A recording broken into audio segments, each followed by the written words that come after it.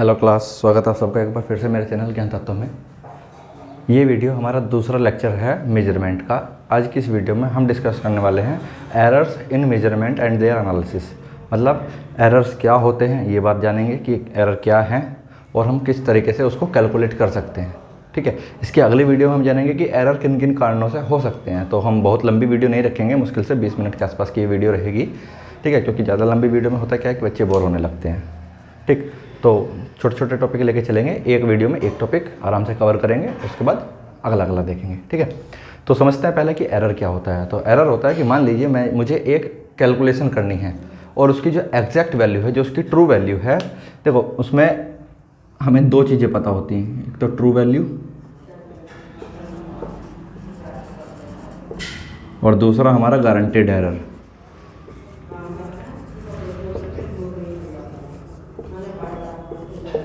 Error में ये दो चीज़ें होती है, एक तो ट्रू वैल्यू, दूसरा गारंटेड एरर। अब ट्रू वैल्यू ही हमारे सही एक्चुअल मेजरिंग क्वांटिटी है। ये हमें कैसे पता चलेगा कि ये ही जो हमने बात कर रहे हैं कि हमने जो है कोई चीज़ मेजर करी, मेजर करने के बाद हमने कहा कि इसकी जो ट्रू वैल्यू है वो 50 है। ठीक है, ये बात हमें कैसे पता चली? तो ट्रू वैल्यू कैलकुलेट करने का नियम है कि आप जो है इनफाइनाइट नंबर ऑफ टाइम्स या फिर a lot of number of times, बहुत बार अगर आप किसी भी कैलकुलेशन को करेंगे और हर बार उसका रिजल्ट लगभग सेम आ रहा है, तो हम कहेंगे कि यही हमारी जो है ट्रू वैल्यू है। मान लीजिए मेरे पास एक रेजिस्टेंस है जो कि 50 ओम का है, एक्चुअल में 50 ओम का है। ठीक, और मैंने जो है उसको जो है लगभग 1000 बार मेजर करने की कोशिश की कि 1000 बार मैंने उसको मेजर किया। कभी उसका रेजिस्टेंस जो है 49.8 आया है, कभी उसका रेजिस्टेंस 49.9 आया है, कभी 50 आया है, कभी जो है 50.1 आया है, कभी 50.2 आया है। मतलब यही जो है सीक्वेंस रिपीट होता रहा है बार बार। ठीक ठीक, इसी रेंज में मेरे जो है वैल्यू आती रही है बार बार बार बार बार बार बार बार। ठीक, और 1000 बार रीडिंग लेने के बावजूद भी इस रेंज से बाहर मेरा एक बार भी जो है क्वांटिटी नहीं गई। तो मैं क्या करूँगा, इस रेंज का एवरेज ले लूँगा। ठीक, मैंने 1000 बार रीडिंग ली, 1000 बार का मैंने एवरेज ले लिया और एवरेज लेने के बाद जो मेरा आंसर आया उसको मैंने कहा कि देखो ये मेरी जो है ट्रू वैल्यू है। ट्रू वैल्यू हमने कैसे डिफाइन करी?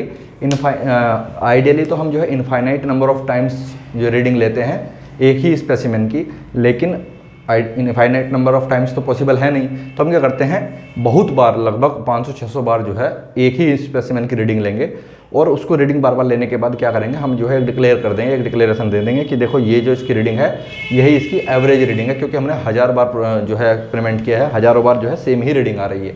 तो अगर गलती होगी तो 1-2 बार हो जाएगी। ठीक है, हो सकता है एक ही आदमी बार बार गलती कर रहा हो तो 2-3 अलग अलग लोगों से जो है एक्सपेरिमेंट करा के देख लिया और रीडिंग अगर सेम आ रही है तो उसको ट्रू वैल्यू माना जाएगा। ठीक, इतना क्लियर है? तो ये तो हो गई हमारी ट्रू वैल्यू कि हमें पता है कि हमारी क्या है, ट्रू वैल्यू क्या है। अब दूसरा है हमारा गारंटीड एरर, कि जब भी कोई स्पेसिमेन या जब भी कोई इक्विपमेंट तैयार होकर आता है तो वो हमेशा कुछ ना कुछ रीडिंग में एरर देगा। वो कभी नहीं कहता कि हमारी जो रीडिंग है वो 100 के 100% सही है ना। या तो होगा आपको डेटल हमारे 99.9% कीटाणु, मतलब 0.1% वो छोड़ दे रहा है। ठीक है, 100% की गारंटी कोई नहीं देता। ठीक है, तो जितने भी हमारे स्पेसिमेन हैं, जितने भी हमारे मेजरिंग इक्विपमेंट्स हैं, वो सब क्या करते हैं, वो कहते हैं कि देखो हमने जो ऑब्जेक्ट को मेजरिंग इंस्ट्रूमेंट दिया है, चाहे वो वोल्ट मीटर है, एमीटर है, वेइंग मशीन है, ठीक है, XYZ कुछ भी रहा हो, कि हमने जो भी आपको स्पेसिमेन दिया है, जो भी आपको मेजरिंग क्वांटिटी दिया है, वो हमारे हिसाब से हमने बेस्ट बनाया है। लेकिन इसके बावजूद भी अगर इसमें एरर आता है, इसके बावजूद भी अगर इसमें एरर आता है तो हम गारंटी देते हैं कि इस रेंज से बाहर नहीं जाएगा। ठीक है, इस रेंज से बाहर नहीं जाएगा। मतलब मैंने कहा कि मेरा 50 ओम का रेजिस्टेंस था। ठीक है, 50 ओम का रेजिस्टेंस, उसके बाद कंपनी हमने जिससे खरीदा उसने कहा कि देखो हम गारंटी देते हैं कि इसकी जो रेंज है वो ±1% से ज़्यादा डेविएट नहीं करेगी। जैसे कि इसमें था कि जो है 0.2 माइनस में जा रहा है, 0.2 प्लस में जा रहा है। तो अगर मैं इसको परसेंटेज में निकालूँ तो 0.4% आएगा। तो मैं कह सकता हूँ कि इसकी जो रेजिस्टेंस है वो ±0.4% का एरर दे रहा है। ठीक है, तो इसको मैं कहूँगा इसका गारंटीड एरर। गारंटीड एरर मतलब कि उसमें एरर तो है, लेकिन जिस कंपनी ने वो प्रोडक्ट हमें बना कर दिया है उसने हमें इस बात की भी गारंटी दी है कि कभी भी एरर इस रेंज से बाहर नहीं जाएगा। मतलब 1-2% का एरर हमारे पास रहेगा और बस वही फिक्स है। इससे ज़्यादा एरर वो ऑब्जेक्ट वो स्पेसिमेन कभी नहीं दिखाएगा। ठीक, अगर वो उससे ज़्यादा एरर दिखाता है तो उसका मतलब है कि हमारा इक्विपमेंट ही ख़राब है। अब अगर वो गारंटी पीरियड में है तो आप उसको एक्सचेंज करा लीजिए। ठीक है, तो आई होप आपको समझ में आया होगा कि गारंटीड एरर क्या है। गारंटीड एरर होता है हमारा कि जो कंपनी ने हमें स्पेसिमेन बना के दिया है वो स्पेसिमेन कंपनी गारंटी लेती है उसकी कि वो इक्विपमेंट जो है एक लिमिटिंग अमाउंट में जो है एरर देगा, उससे ज़्यादा या उससे कम तो दे ही सकता है, मतलब उससे उस रेंज से बाहर नहीं देगा एरर बिल्कुल भी, ठीक है, उसको हम कहेंगे गारंटीड एरर। ठीक, अब बात करते हैं इसको कैलकुलेट करने की। तो कैलकुलेट कैसे किया जाए कि हम उसको जो है परसेंटेज में निकाल पाएँ या फिर उसको फ्रैक्शन में लिख सकते हैं। तो उसके लिए हम जो है लिमिटिंग एरर एक हमारा टॉपिक है, उसको हम एक बार डिस्कस कर लेते हैं। उसी पे बेस्ड जो न्यूमेरिकल भी आते हैं, ठीक, वो है हमारा absolute limiting error.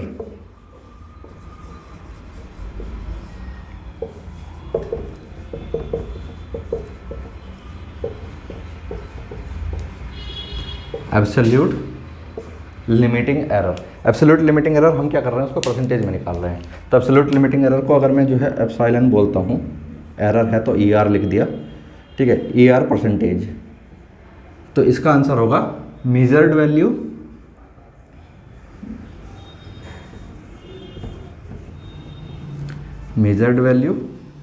Minus true value upon true value.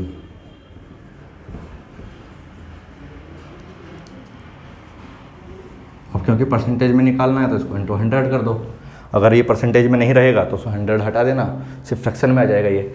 तो हमारे पास लिमिटिंग एरर का क्या फॉर्मूला है कि हमने मेजर इक्विपमेंट ला के कितनी क्वांटिटी मेजर करी, उसमें से जो हमारी एक्चुअल वैल्यू थी, जो उसकी ट्रू वैल्यू थी, वो हमने माइनस कर दी, तो हमारे पास जो बचा वो हमारे पास एरर बचा। तो यानी कि अगर मैं एरर को, ये पूरा क्या है, ये पूरा एरर ही तो है, एरर कह सकते हो उसको, या इसको डेविएशन कह सकते हो, कि ये जो है ट्रू वैल्यू से कितना अलग है।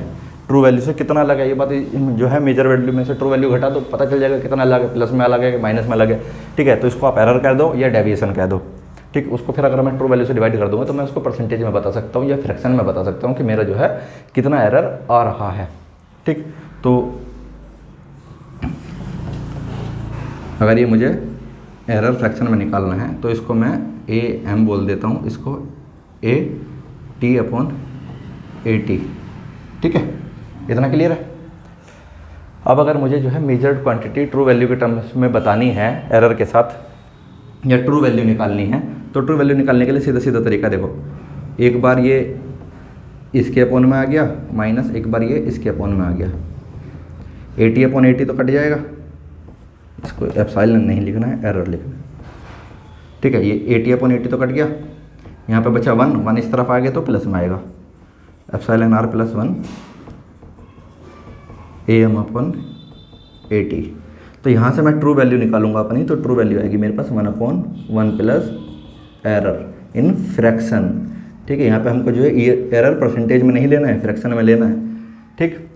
तो ये जो पैरामीटर है 1/1 प्लस एरर, ये है मेरा करेक्शन फैक्टर,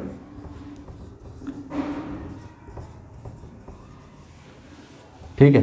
अगर करेक्शन फैक्टर की मल्टीप्लाई में मेजर्ड क्वांटिटी में कर दूं, जो वैल्यू मैंने मेजर करी है, तो वो मेरे जो है ट्रू वैल्यू मुझे बता देगी, ठीक। इसी पर बेस्ड जो है हमारे पास कुछ न्यूमेरिकल है, वो न्यूमेरिकल हम एक बार देख लेते हैं, जिससे हमें जो और अच्छे से क्लियर हो जाएगा कि हमारा फॉर्मूला कैसे काम करता है। लेकिन ये फॉर्मूला आपको याद रखना है, बहुत ज़्यादा जरूरत पड़ने वाली है इसकी मेजरमेंट में। अगर हम जेई लेवल का एग्जाम या फिर एसएससी जेई का लेवल का एग्जाम देख रहे हैं, इनफैक्ट गेट के पेपर में भी 1 नंबर के क्वेश्चन में ऐसे क्वेश्चन बहुत आसानी से आते हैं, ठीक। और ये क्वेश्चन देखने में आसान लगते हैं लेकिन अक्सर कन्फ्यूजन दे जाते हैं, या फिर आसान क्वेश्चन में हम ये समझ के गलती कर देते हैं कि यार ये तो क्वेश्चन बहुत आसान है, और फिर उसको हल्के में ले लेते हैं, ठीक। और उसमें कुछ ना कुछ लॉजिक लग जाता है, तो ऐसा नहीं करना है। देखो, उसको बहुत ज़्यादा सीरियसली लेना है, क्योंकि ये ही वे टॉपिक्स हैं जो स्कोरिंग होते हैं मेजरमेंट में, ठीक। ऐसा नहीं है कि इसमें बहुत ज़्यादा कोई रॉकेट साइंस आने वाला है, ठीक है। तो चलिए देखते हैं क्वेश्चन एक बार। देखो, ये हमारे पास कुछ 2 क्वेश्चन है। एक क्वेश्चन क्या है कि रजिस्टर है जिसकी नॉमिनल वैल्यू हमारे पास 50 ओम है। नॉमिनल वैल्यू मतलब उसकी ट्रू वैल्यू दी गई है। नॉमिनल वैल्यू मतलब यहाँ पे नॉमिनल वैल्यू मतलब ट्रू वैल्यू की बात की गई है, ठीक है। तो हमारे पास इसकी ट्रू वैल्यू दी गई है कितनी, 50 ओम। मेजर्ड वैल्यू दी गई है कितनी, 60 ओम। और परसेंटेज एरर निकालना है, तो परसेंटेज एरर का फॉर्मूला क्या था हमारे पास, measured quantity minus true value upon true value into 100, यही फॉर्मूला था, अभी 2 सेकंड पहले ही पढ़ा, ठीक है। मेजर्ड क्वांटिटी कितनी, 60 ओम, माइनस ट्रू वैल्यू कितनी, 50 अपॉन 50 इंटू 100, 10/50 इंटू 100 कितना आ गया, +20%, माइनस नहीं आएगा, ठीक, +20% का इसमें जो है एरर आ गया। इसके बाद जो हमारा दूसरा क्वेश्चन है ये है, देखो measured value of A register is 100 ओम। हमने एक रेजिस्टेंस को मेजर करा और उसकी जो है वैल्यू कितनी आई, 100 ओम आई। तो लिख लेते हैं सीधा सीधा पहले कि हमारे पास जो मेजर्ड वैल्यू है वो कितनी है, 100 ओम है। और जो उसका एरर है, जो इसका एरर है वो है हमारे पास ±10% का, ठीक है। तो हमें इसकी ट्रू वैल्यू बतानी है। क्या क्या बताना है, एक तो ट्रू वैल्यू बतानी है, दूसरा क्या बताना है, उसकी रेंज बतानी है, ठीक। तो देखो ट्रू वैल्यू के लिए हमने अभी पढ़ा था, ट्रू वैल्यू बराबर 1/1 प्लस एरर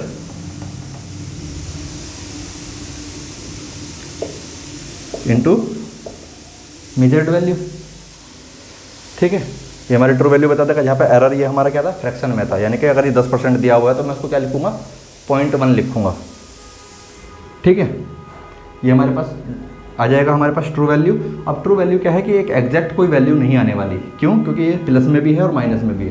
तो एक बार आप प्लस लोगे तो उसकी वैल्यू अलग आएगी, एक बार माइनस लोगे तो उसकी वैल्यू अलग आएगी। लेकिन हमें क्या है कि एक रेंज मिल जाएगी। रेंज क्या मिल जाएगी, देखो 1/1 प्लस 0.1 और उसके बाद 1/1 माइनस 0.1, ठीक है। वो लगभग जो है कितने का एरर आएगा,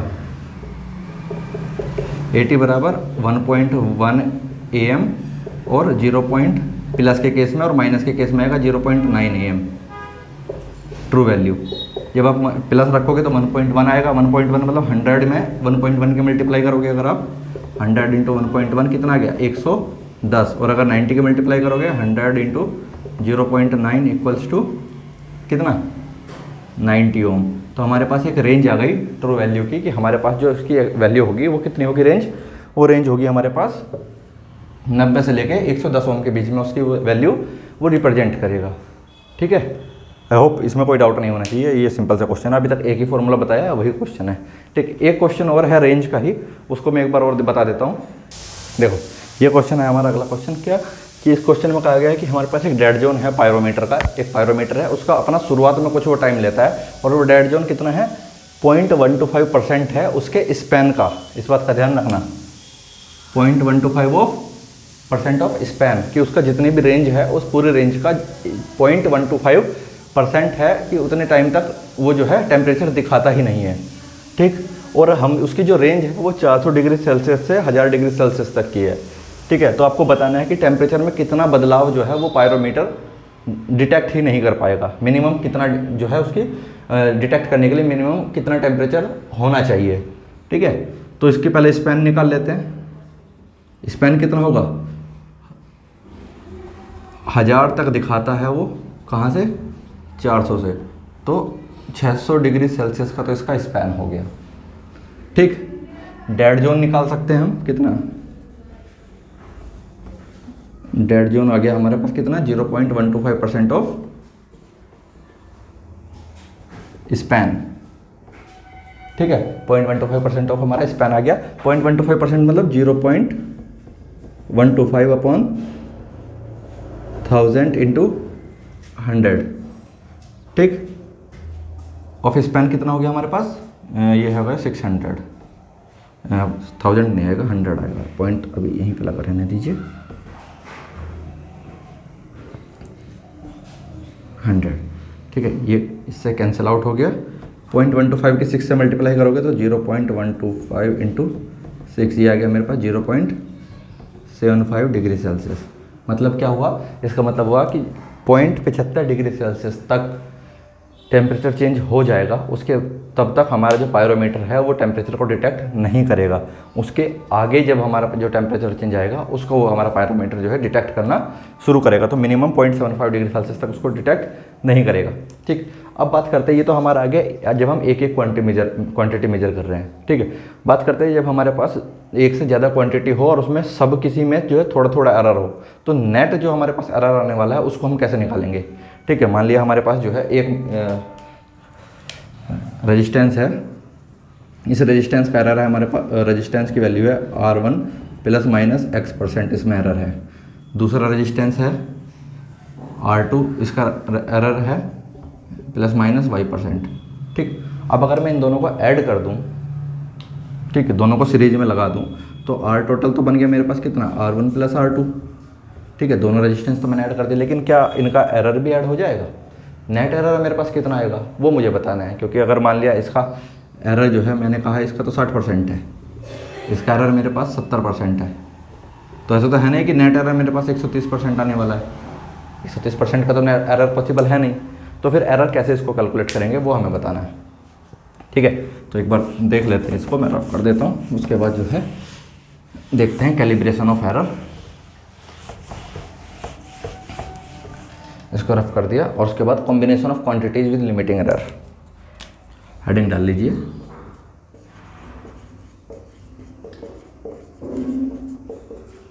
कॉम्बिनेशन ऑफ क्वांटिटीज विद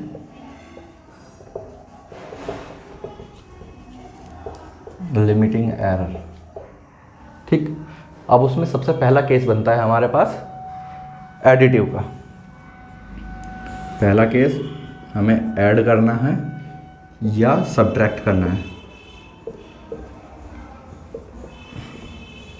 ठीक है, अब अगर हमें ऐड करना है या सब्ट्रैक्ट करना है, तो मैंने कहा कि देखो मेरे पास एक रेजिस्टेंस, एक क्वांटिटी है x, इसकी वैल्यू है x1 ± a% का इसमें एरर है। दूसरी क्वांटिटी मेरे पास y, इसकी वैल्यू है y1 ± b% का इसमें एरर है। तीसरी क्वांटिटी है मेरे पास z, इसकी वैल्यू है z1 ± c% का इसमें एरर है। ठीक, अब अगर ये तीनों क्वांटिटी मैं जो है सीरीज में ऐड कर देता हूँ किसी भी कारण से, या फिर मैं इसको ऐड ही कर देता हूँ, मेरे पास जो है नेट क्वांटिटी जो है, मैंने कहा a = x + y + z मुझे कैलकुलेट करना है, तो उसका जो नेट एरर आएगा, यानी कि a का जो परसेंटेज लिमिटिंग एरर आएगा, ठीक है, वो कितना आएगा? वो आएगा मेरे पास, इसका x का एरर कितना था, a% ना, तो एक सेकेंड, इसका आएगा x1 + y1 + z1 इंटू में a। ठीक है, ये एरर प्लस अगर हम y का निकालेंगे तो y1 / x1 + y1 + z1 into में y का जो लिमिटिंग एरर है वो लिखना है। अगर हम c के लिए निकालेंगे तो z1 / x1 + y1 + z1 into में c। ठीक, और सबका लिमिटिंग एरर मेरा जो है इस तरीके से हम कैलकुलेट कर सकते हैं। एग्जाम्पल के लिए हम जो है एक बार रेजिस्टेंस का निकाल के देख लेते हैं। ठीक, क्वेश्चन क्या है हमारे पास, मैं क्वेश्चन लिख दे रहा हूँ, सेम यही फॉर्मूला लगाएंगे। ठीक, अब देखो ये मेरे पास क्वेश्चन है, हालांकि इनका जो प्लस माइनस है तो यहाँ पे भी मेरे पास प्लस माइनस आएगा, इसको मैं बराबर को थोड़ा सा लिख दूँ। ठीक है, ये क्वेश्चन है जिसमें हमारे पास 3 रेजिस्टेंस दिए हुए हैं। R1 जिसकी वैल्यू है 10 ओम ±2% का उसमें एरर है। दूसरी वैल्यू है R2 20 ओम ±5% का एरर है। तीसरी वैल्यू R3 50 ओम ±3% का एरर है। और कहा गया है कि मुझे बताओ अगर मैं इन तीनों को सीरीज में ऐड कर दूँ तो मेरा जो टोटल लिमिटिंग एरर आएगा वो कितना आएगा। तो देखो वही फॉर्मूला हम जो अगर लगाएंगे कितना आएगा, इसको एक जगह टोटल लिख लेते हैं। पहले R1 की वैल्यू ऊपर, R1 upon R1 + R2 + R3 into limiting error of R1, फिर R2 upon R1 + R2 + R3, उसके बाद लिमिटिंग एरर ऑफ R2, उसके बाद R3, R1 + R2 + R3 और फिर लिमिटिंग एरर ऑफ R3। ठीक है, इतना क्लियर है। तो R1 की वैल्यू कितनी है मेरे पास 10 ओम, तो 10/10 + 20 + 50 और इसका लिमिटिंग एरर है 2%। उसके बाद R2 की वैल्यू है मेरे पास 20/10 + 20/50 और उसका लिमिटिंग एरर है मेरे पास 5%। और 50/10 + 20 + 50 और इसका लिमिटिंग एरर है मेरे पास 3%। ठीक, बस इसको सोल्व करना है। कितना आ गया? 10/80 × 2, 20/80 × 5, 50/80 × 3। ठीक, ये 0 से 0 गया, ये 0 से 0 गया, ये 0 से 0 गया। एलसीएम सबका 8 ही है, तो एलसीएम ले लिया 8। ऊपर बचा 2, ये 10 और ये 15। कितना बचा? 12 और 15 27। 3.375% प्लस माइनस। ठीक है, इसको सोल्व करेंगे। 3.375% मेरे पास लिमिटिंग एरर आ जाएगा। तो अगर हमारे पास कोई भी क्वांटिटी है और उसको हमको सीरीज में ऐड करना है या फिर हमको सबट्रैक्ट करना है तो फॉर्मूला यही लगेगा। ठीक है, आई होप आपको समझ में आया होगा कि हमको सीरीज वाला फॉर्मूला कैसे लगाना है। इस चीज़ को आप नोट करके रखिएगा, ये चीज़ें पूछी जाती हैं। ठीक, इसके अलावा अगर हमारे पास डिवाइड या मल्टीप्लाई में हमारे पास ऑब्जेक्ट आ जाता है तो हमारे पास लिमिटिंग एरर कैसे हमको कैलकुलेट करनी, वो हम एक बार और देख लेते हैं। ठीक है, पहला तो केस हो गया हमारे पास सीरीज़ में कि हमने जो है ऐड किया है, तो हमारे पास किस तरीके से हमारा जो है टोटल लिमिटिंग एरर जो है वो हमें कैलकुलेट करनी है। दूसरा केस क्या बन सकता है कि हमारे पास जो प्रोडक्ट चीज़ें हैं वो मल्टीप्लाई में है। मल्टीप्लाई में मतलब कि मैंने कहा मेरे पास एक वैल्यू है कितनी, x, पहले ही वाली वैल्यू ले लेते हैं। किसकी value? x1 plus minus a% का एरर है। दूसरी मैंने ली y, उसकी वैल्यू है y1 प्लस माइनस b% का एरर है। तीसरी वैल्यू मेरे पास z, उसकी वैल्यू है z1 प्लस माइनस c% का एरर है। ठीक, और मुझे जो कैलकुलेट करना है, मुझे निकालना है a, जिसकी वैल्यू है x × y/z। अब इसमें से दो चीज़ें मल्टीप्लाई में है, तीसरी चीज़ डिवाइड में है, तो मैं कैसे इसकी जो है एरर निकालूंगा। ठीक है, तो देखो ये चीज़ें तो आप निकाल सकते हैं x1 × y1/z1, लेकिन इसका जो एरर होगा वो निकलेगा ऐड होके। मतलब जो इसका टोटल एरर होगा वो होगा मेरे पास प्लस माइनस, चाहे मल्टीप्लाई में हो या डिवाइड में, अगर एरर है वो ऐड ही होगा।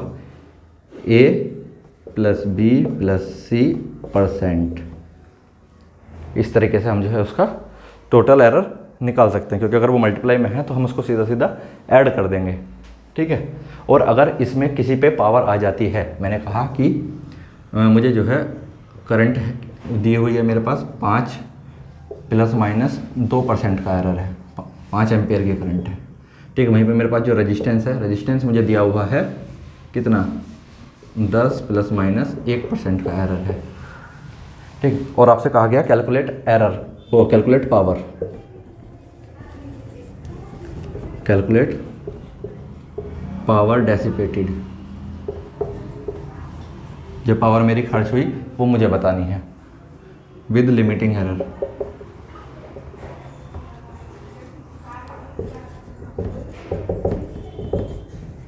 ठीक है, तो मुझे लिमिटिंग एरर के साथ बतानी है। तो मुझे ये तो पता है ना कि पावर बराबर I² R होता है। ठीक, अब मल्टीप्लाई में पावर मतलब एरर जो है ऐड हो जाता है, ये तो मुझे क्लियर है।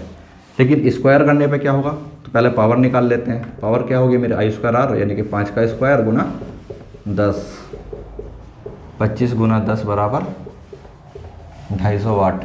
ठीक है, ये तो मेरा क्लियर है कि मेरा 250 वाट मेरा जो है पावर आ गई। अब इसका जो एरर होगा वो कितना है, देखो ये क्वेश्चन कराने का पीछे पर्पज़ ये है कि मैं आपको बता सकूं कि अगर किसी चीज़ पे पावर आ रही है तो उसमें आप जो है उसका लिमिटिंग एरर के साथ क्या करेंगे। तो देखो अगर पावर आ जा रही है तो उसके लिमिटिंग एरर के साथ करना क्या है कि उसमें जितना उसकी पावर है उसके साथ मल्टीप्लाई करना है।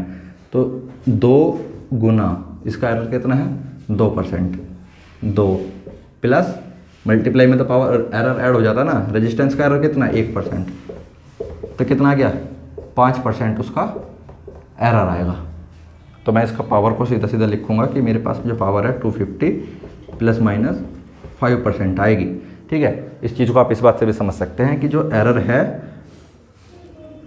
पावर का, मान लिया मेरे पास ये x की वैल्यू जो है यहाँ पे x² मुझे निकालना है, तो यहाँ पे एक्स स्क्वायर के निकालने के लिए मैं 2a करूँगा, क्योंकि इसका जो एरर है a है, तो एक्स स्क्वायर के लिए 2a, अगर y की क्यूब होता तो यहाँ पे 3b और z की पावर √z होता तो c में 1/2 की मल्टीप्लाई करता, क्योंकि उसकी पावर जो है 1/2 है। ठीक है, आई होप आपको क्लियर हो रहा होगा कि अगर लिमिटिंग एरर में मेरे पास पावर आ जाती है तो पावर के लिए मुझे क्या चीज़ करनी है। ठीक, इतना क्लियर है, और इससे ज़्यादा चीज़ें इसमें आती नहीं है। इस पे बेस्ड जो है हमें न्यूमेरिकल करेंगे अभी। ठीक है, ये हालांकि हमने अभी एक न्यूमेरिकल तो देखा ही है, पावर का हमने निकाल लिया। इसके अलावा हाँ चलो एक न्यूमेरिकल मैं बताता हूँ आपको, उस न्यूमेरिकल को करते हैं एक बार।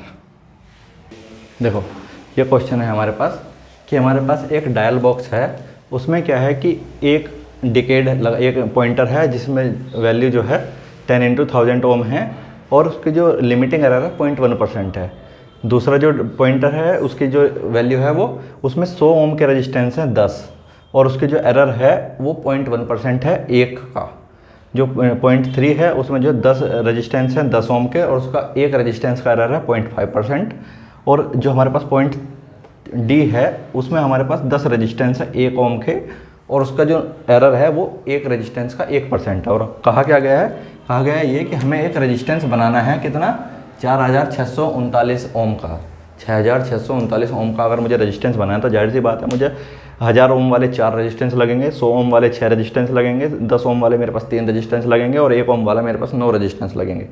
ठीक है, ये रेजिस्टेंस मुझे लगाने हैं, और फिर इनका इस्तेमाल करके मुझे बताना है कि मेरा जो टोटल लिमिटिंग एरर है वो कितना आएगा। ठीक है, तो ये तो मुझे पता है ना कि 4000 का रेजिस्टेंस बनाने के लिए मुझे कितने लगेंगे, 4 ये लगेंगे डिकेड ए। ठीक है, 4 डिकेड ए रेजिस्टेंस, इनका एरर कितना आ जाएगा। ठीक है, अगर मैं 4 रेजिस्टेंस ले रहा हूँ कितने, 1000 ओम के, तो इसका एरर आ जाएगा, देखो 4000 गुना 0.1/100। ठीक है, मैंने 4000 लिए, एक का एरर जो है मेरे पास 0.1/100 था, तो मेरे पास मुझे उसका एरर पता चलेगा कितना आ गया मेरे पास। पॉइंट हटाया, 0 लगाया, ये 3 0 से 3 0 कट गई, यहाँ आया मेरे पास 4 ओम का एरर मेरे पास इससे आ गया है। ठीक है, अगर मैं बात करूँ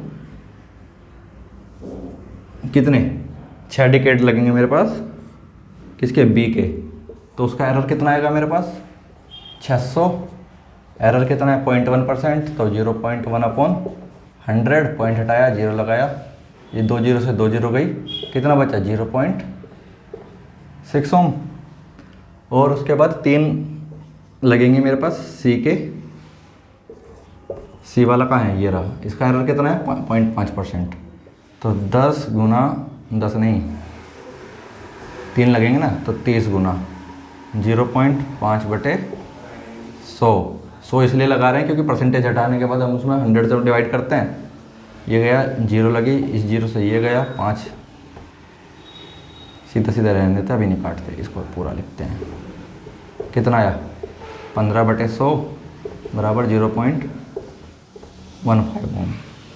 उसके बाद 9 लगेंगे मेरे पास डिकेड डी के, अगर 9 मेरे पास डिकेड डी के लगेंगे तो ये आ जाएगा 9, और इंटू 1/100 बराबर 0.09। ठीक है, जो टोटल लिमिटिंग एरर आएगा मेरे पास,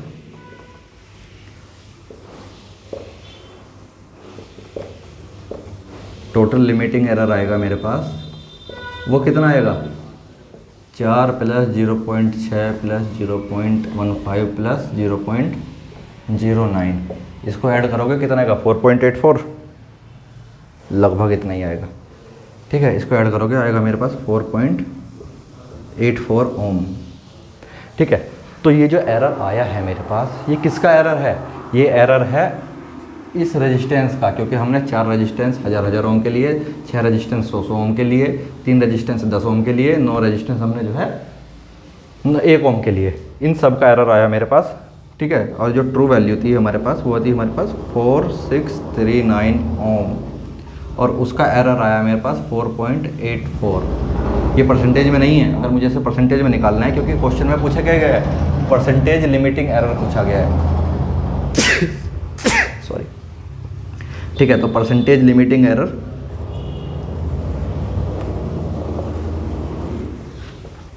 ठीक है, परसेंटेज में कन्वर्ट करने के लिए सीधा सा तरीका है कि जिस चीज़ का परसेंटेज निकालना हो उसको डिवाइड कर दो टोटल क्वांटिटी से, 4639 इंटू 100।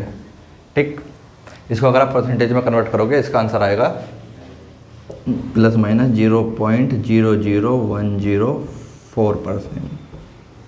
ठीक, इसको सोल्व करोगे कैलकुलेटर की हेल्प ले लेना, क्योंकि गेट के पेपर में कैलकुलेटर अलाउड होता है और एसएससी जेईई वगैरह के पेपर में इतनी हार्ड कैलकुलेशन आपके सामने नहीं आने वाली। तो मेरे पास परसेंटेज लिमिटिंग एरर आ गया, मेरे पास 4.84 का आ गया। अब इसके अलावा एक चीज़ और कही गई है कि इसकी रेंज भी बतानी है आपको। देखो, रेंज में मुझे एरर पता है कि 4.84 का है, ठीक है, और रेजिस्टेंस की वैल्यू मेरे पास ये है, ठीक है। तो एक बार आप इसमें 4.84 माइनस कर दो, एक बार आप 4.84 प्लस कर दो, ठीक है, वो दोनों एक बार प्लस एक बार माइनस, तो आपको एक रेंज मिल जाएगी कि इस रेंज के बीच की वो वैल्यू हमेशा बताने वाला है। हमारे पास परसेंटेज एरर आ गया, हमारे पास जो है उसकी फ्रैक्शन वैल्यू, उसकी जो एक्चुअल वैल्यू का एरर आ गया, लिमिटिंग एरर आ गया। इसके अलावा जो रेंज है, आप इसको एक बार प्लस करोगे एक बार माइनस करोगे तो वो हमारे पास रेंज आ जाएगी, ठीक है। कुछ नहीं करना, इसमें 4.84 एक बार प्लस करना है, एक बार माइनस करना है, कि तो हमारे पास दो वैल्यू हो जाएगी, वो उसकी रेंज कहलाएगी। ठीक, ठीक है, मैं एक बार फिर भी लिख देता हूँ, कभी ये कहो कि करने की वजह से आलसी आदमी। 4639 माइनस 4.84 निकाल के जो भी आएगा, और 4639 प्लस 4.84 निकाल के जो भी आएगा, ये दोनों वैल्यू जो है इसकी रेंज हो जाएंगी। ठीक है, क्या आंसर आएगा आप मुझे कमेंट करके एक बार बताइए कि इसके जो है रेंज इतनी रहेगी। ठीक है, अब इसके अलावा एक चीज़ है कि जो एरर है, इंस्ट्रूमेंट हमेशा अपनी मैक्सिमम वैल्यू के लिए हमारे पास फिक्स होता है। ठीक है, मैक्सिमम वैल्यू के लिए हमारे पास फिक्स रहता है कि उसका जो एरर है वो इतना रहेगा। जैसे कि मैंने कहा कि एक हमारे पास इंस्ट्रूमेंट है, अमीटर मान लीजिए, हमारे पास एक अमीटर है, वो अमीटर जो है 10% का एरर देता है अपनी फुल लोड पे। ठीक है, यानी कि वो अगर वो मैक्सिमम हम उससे करंट ले रहे हैं, 2 एम्पेयर का मीटर है और हमने उससे को 2 एम्पेयर का ही करंट दिया, तो चांसेस हैं कि वो जो है 10% का एरर दिखाएगा। लेकिन क्या हो अगर मैं उसको 50% का लोड दूँ, तो क्या तब भी उसका एरर उतना ही रहने वाला है? नहीं, ये नहीं रहने वाला। और इस पे बेस्ड जो है सबसे ज़्यादा न्यूमेरिकल मेजरमेंट में मैंने आज तक देखे हैं, वो इसी टॉपिक पे बेस्ड है कि हमारे पास एक इंस्ट्रूमेंट है, उसकी फुल स्केल रीडिंग 250 वोल्ट है। अब बताइए अगर वो अपना 25% रीडिंग लेगा तो वो कितना एरर दिखाएगा? तो देखो, percentage desired error into desired value,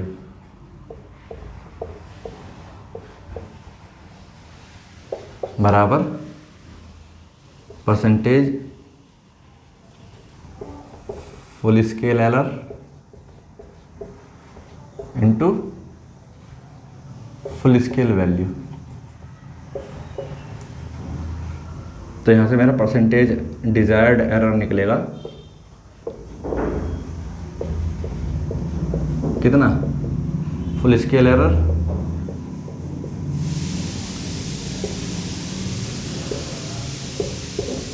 into full scale value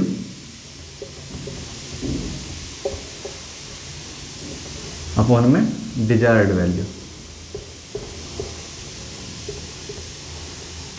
question हम देख लेते हैं कि मैं, जैसे कि मैंने कहा कि मेरा एक एमीटर है, वो जो है 100 एम्पेयर की करंट रीड करता है और 1% का एरर देता है। ठीक है, क्या होगा फुल स्केल पे? एक एमीटर जो है ये इसकी फुल स्केल रीडिंग है। ठीक है, अगर वो जो है मुझे उससे जो है क्वांटिटी मेजर करनी है 50 एम्पेयर, तो अब बताओ उसका एरर कितना आएगा? तो देखो, डिजायर्ड एरर मुझे निकालना है,